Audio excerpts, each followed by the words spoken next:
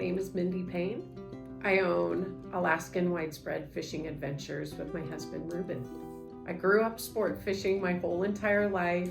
My father is a fishing guide, so that is really how I was introduced to it. Just kind of grew up in the industry.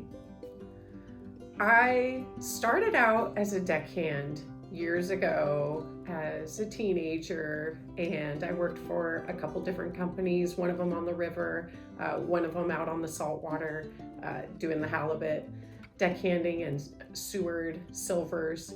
And I had a moment on the water where I thought, I could do this myself.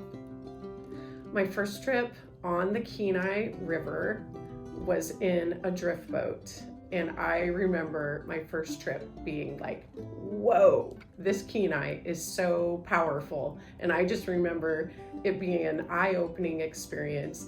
I launched the boat from Centennial Park Campground, worked my way on down to, I think, Stewart's Landing. And it was an incredible day on the water, but I just remember being like, this is a different ball of wax. I think maybe with social media even, we're seeing like a growth in the women's sports, just because it's a little more out there for people to see.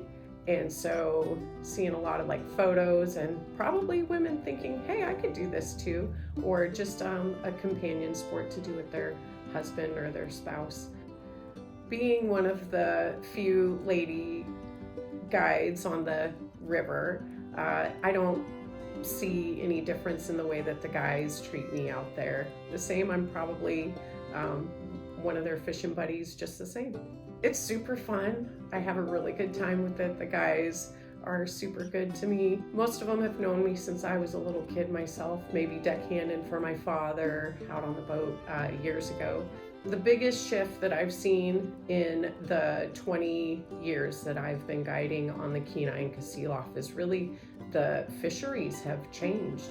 We're seeing a giant change in our king salmon fisheries. That has really made it where the Kenai River is no longer necessarily a May, June, July fishery.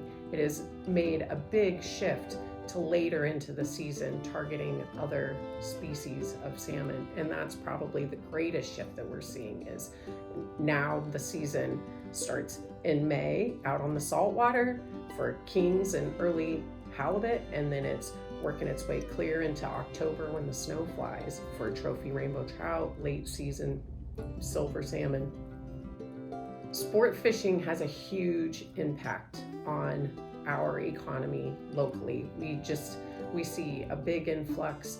Our restaurants are full, our gas stations are flowing. We see a lot of people out hiking and doing those other activities that aren't necessarily related to fishing, but just enjoying Alaska in general. But the draw tends to be the fisheries. I mean, if you drive here on an October day versus a July day, you know exactly what I'm talking about. I see a lot of Alaskans throughout the summer, as well as out-of-state visitors coming to our area. I would say it's probably about a third of my clientele are Alaskan residents, and really they're pretty much after the same thing. They're looking for a family-friendly activity to do with their family that's local or more like a staycation within our state. And they're also trying to fill their freezers just the same as visitors that come here and try to get in on our sockeye runs or something like that, where they can put some meat in the freezer. I cannot think of an industry that has a greater impact on our tourism than sport fishing. I mean, that by far has the biggest impact in our state. I don't even think there's anything that you could argue to say is any different than that. The tourism dollars that come from sport fishing it's just so big that it's like comparing apples to oranges. My boat has an American flag wrap on the side of it. I think it's really special. I think it's just trying to say, I'm proud to be an American. I love my country. I I think of it in a way that it makes other people smile. I get so much appreciation from being outside and doing making the living that I make by fishing, and each day is different, and I just think it's a way to say thank you to my country.